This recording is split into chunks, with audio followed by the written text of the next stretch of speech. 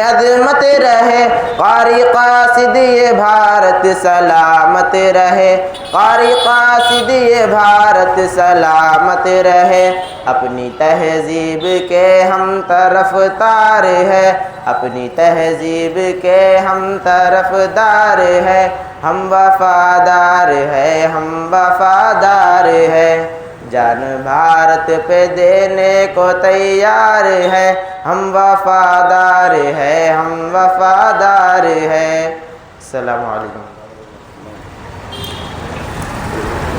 الحمدللہ الکریم، اما بعد فاعوذ باللہ من الشیطان الرجیم، بسم اللہ الرحمن الرحیم۔ قل هو اللہ احد اللہ الصمد لم یلد ولم یولد ولم یکن لہ کفوا احد۔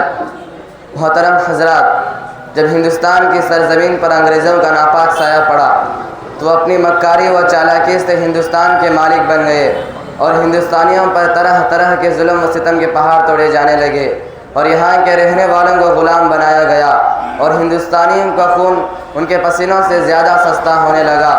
تو ایسے نازک وقت میں سب سے پہلے بغاوت کا جھنڈا بلند کیا اور آزادی کی آواز لگائی وہ اپنے زمانے کے امام اور سب سے بڑے عالم شاہ عبدالعزیز محدث دہلوی رحمۃ اللہ علیہ تھے، جنہوں نے فتویٰ دیا کہ ہندوستان اب دارالحرب بن چکا ہے، اب انگریزوں سے لڑنا اور ان سے جہاد کرنا اور انگریزوں کو ہندوستان سے بھگانا سب پر فرض ہے، کیونکہ ہم کو ہمارے ہی ملک میں غلام بنایا گیا ہے۔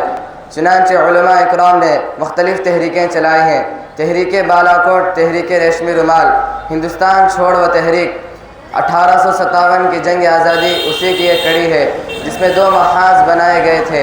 ایک محاذ کی قیادت مولانا جعفر تھانیسی کر رہے تھے، دوسرا محاذ شاملی میدان اس کی قیادت حاجی امداد اللہ مہاجر مکی رحمۃ اللہ علیہ کر رہے تھے۔ اس جنگ میں بڑے بڑے علماء شہید اور زخمی ہو گئے۔ 1857 کی جنگ میں 2 لاکھ مسلمان شہید ہو گئے، جس میں 51,500 صرف علماء اکرام تھے۔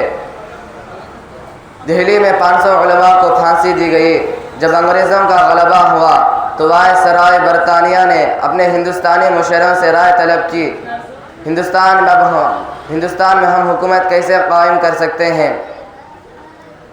تو سب سے بڑے سیاستدان ڈاکٹر ولی میور نے جو رپورٹ پیش کی، اس میں وہ لکھتا ہے کہ ہندوستان میں سب سے زیادہ بیدار مسلمان ہیں اور جنگ آزادی صرف مسلمانوں نے لڑی ہے۔ مسلمانوں میں جب تک جذبہ جہاد موجود ہے اس وقت تک ہم لوگ یہاں حکومت نہیں کر سکتے، اس لیے جذبہ جہاد کو ختم کرنا ضروری ہے۔ جذبہ جہاد کو ختم کرنے سے پہلے ایک اور چیز کو ختم کرنا ضروری ہے، وہ یہ کہ ہندوستان سے علماء اور قرآن کو ختم کر دیا جائے۔ چنانچہ 1861 میں 3 لاکھ قرآن کریم کے نسخے بدبخت انگریزوں نے جلائے۔ اس کے بعد علماء کو ختم کرنے کا فیصلہ کیا۔ انگریز مورخ مسٹر ایڈورڈ تھامسن اپنی یادداشت میں لکھتا ہے کہ 1864 سے 1867 تک 3 سال میں 14,000 علماء کو پھانسی پر لٹکایا گیا۔ تھامسن لکھتا ہے کہ دہلی کے چاندنی چوک سے درہ خیبر تک کوئی درخت ایسا نہ تھا کہ جس پر علماء کی گردن لٹکی ہوئی نہ ہو۔ اس میں بڑے بڑے علماء کو پھانسی دی جاتی تھی۔ ایک دن میں 80 علماء کو پھانسی دی جاتی تھی۔ 1920 کے بعد آزادی ہند کا دور شروع ہوا۔ اس وقت بڑے بڑے علماء حضرت شیخ الہند رحمۃ اللہ علیہ، مولانا عبید اللہ رحمۃ اللہ علیہ، مولانا ابوالکلام آزاد رحمۃ اللہ علیہ، مولانا حسین احمد مدنی رحمۃ اللہ علیہ، مولانا محمد علی جوہر رحمۃ اللہ علیہ، مولانا شوکت علی رحمۃ اللہ علیہ اور گاندھی جی جنگ آزادی میں سب سے آگے تھے۔ مولانا مدنی رحمۃ اللہ علیہ نے فتویٰ دیا کہ انگریزوں کی حکومت میں ملازمت کرنا حرام ہے۔ آپ کے خلاف وارنٹ جاری ہوا، کراچی عدالت میں آپ کو پیش کیا گیا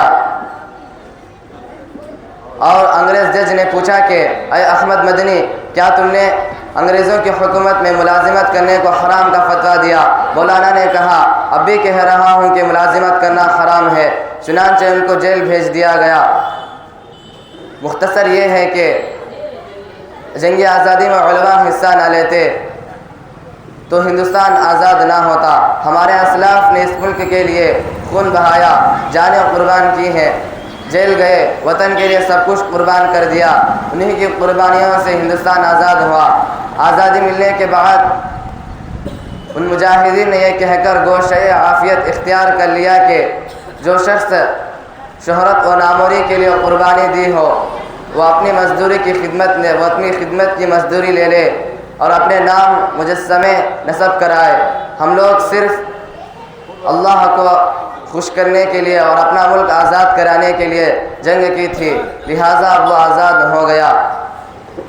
بس اسی چند باتیں اور اپنی تقریر ختم کرتا ہوں۔ آخر دعوانا الحمدللہ۔ باغبان چمن تو سلامت رہے، میرے پیارے وطن تو سلامت رہے، باغبان چمن تو سلامت رہے، تو سلامت رہے، تو سلامت رہے، تو سلامت رہے، تو سلامت رہے۔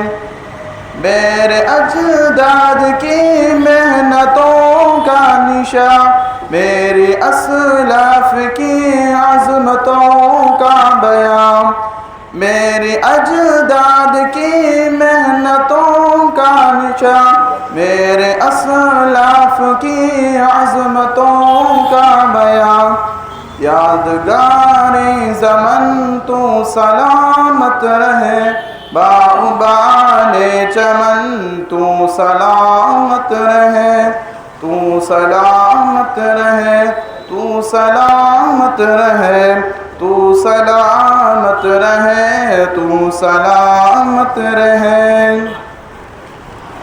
رب کی پیاروں کا ہے ایک حسین سائبان، بچے بوڑھے جوان ہر گھڑی شادمان۔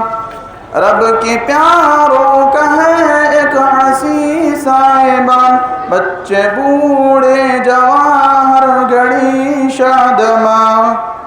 اے بہار چمن تو سلامت رہے، باغبان چمن تو سلامت رہے، تو سلامت رہے، تو سلامت رہے، تو سلامت رہے، تو سلامت رہے۔ سندھ پنجاب ہے رفعتوں کا نشان، اور بولان خیبر بھی ہے کہکشاں۔ سندھ پنجاب ہے رفعتوں کا نشان، اور بولان خیبر بھی ہے کہکشاں۔ تحفے ظلمن تو سلامت رہے، باغبان چمن تو سلامت رہے، تو سلامت رہے، تو سلامت رہے، تو سلامت رہے، تو سلامت رہے۔ یہ ترنگا سدا تم اٹھائے رہو، گر نہ پائے کبھی اس کو تھامے رہو۔ یہ ترنگا سدا تم اٹھائے رہو، گر نہ پائے کبھی اس کو تھامے رہو۔ ذوالفقار وطن تو سلامت رہے، باغبان چمن تو سلامت رہے، تو سلامت رہے، تو سلامت رہے، تو سلامت رہے، تو سلامت رہے۔ علم کی روشنی ہر جگہ ہم کریں، علم کی روشنی ہر جگہ ہم کریں، اس کی تعمیر کا یوں صدا دم بھرے۔ علم کی روشنی ہر جگہ ہم کریں، اس کی تعمیر کا یوں صدا دم بھرے۔ رونق علم فن تو سلامت رہے، باغبان چمن تو سلامت رہے، تو سلامت رہے، تو سلامت رہے، تو سلامت رہے، تو سلامت رہے۔ اے وطن تیرے خاطر ہے عزت راحتیں جا ملی اور محبت ملی، اے وطن تیرے خاطر ہے عزت ملی، راحتیں جا ملی اور محبت ملی۔ صاحبہ جا وطن تو سلامت رہے، باغبان چمن تو سلامت رہے، تو سلامت رہے، تو سلامت رہے، تو سلامت رہے، تو سلامت رہے۔ السلام علیکم۔ احد اللہ الصمد لم یلد ولم یولد ولم یکن لہ کفوا احد۔ محترم بزرگوں اور دوستوں، یہ ہماری خوش قسمتی ہے کہ آج ہم اپنے ملک کی یوم آزادی منا رہے ہیں۔ آزادی بڑی نعمت ہے، اس کی اہمیت کا اندازہ صرف انہی کو ہو سکتا ہے جو کبھی غلام رہ چکے ہوں یا آزادی کی زندگی کھو چکے ہوں۔ لیکن آزادی کی نعمت کا صحیح لطف اسی وقت اٹھایا جا سکتا ہے جب کہ وہ مقاصد پورے ہو رہے ہوں جو ملک کی فلاح و ترقی کے لیے متعین کیے گئے ہوں۔ اگر کہیں پر ایسا ہو کہ آزادی کے اغراض و مقاصد پس پشت ڈال کر آزادی کا دن منایا جا رہا ہو اور اس کی آمد پر خوشی و مسرت کا اہتمام کیا جا رہا ہو تو ہم پورے یقین کے ساتھ کہہ سکتے ہیں اور کہیں گے کہ خوشی ادھوری اور مسرت نامکمل ہے۔ حضرات، یوم آزادی کا ایک پہلو تو یہ ہے کہ یوم آزادی ہمارے لیے حساب کا دن ہے۔ ہمارے بڑوں نے جنگ آزادی لڑنے کے لیے جو خواب دیکھے تھے وہ پورے ہو رہے ہیں یا نہیں۔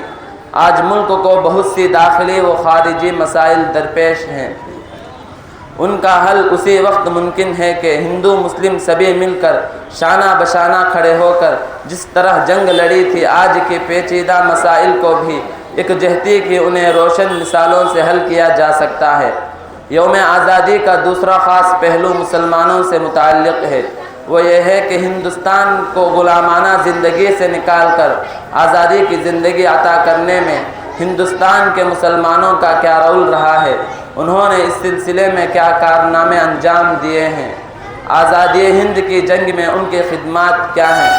یہ بات بلا جھجک کہی جا سکتی ہے کہ ہندوستان کی آزادی کی تحریک میں ہندوستانی مسلمانوں نے بڑا سرگرم حصہ لیا، جان و مال ہر طرح کی قربانی دے کر ملک کو آزاد کرانے کے لیے تن من دھن کی بازی لگا دی۔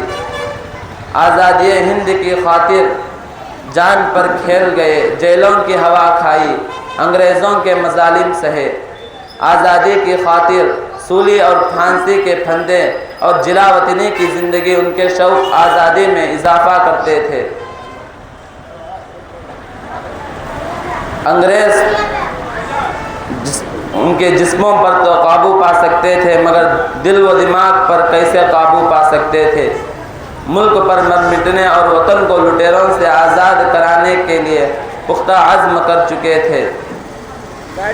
چند باتوں میں اپنی تقریر ختم کرتا ہوں۔ آخر دعوانا الحمدللہ رب العالمین۔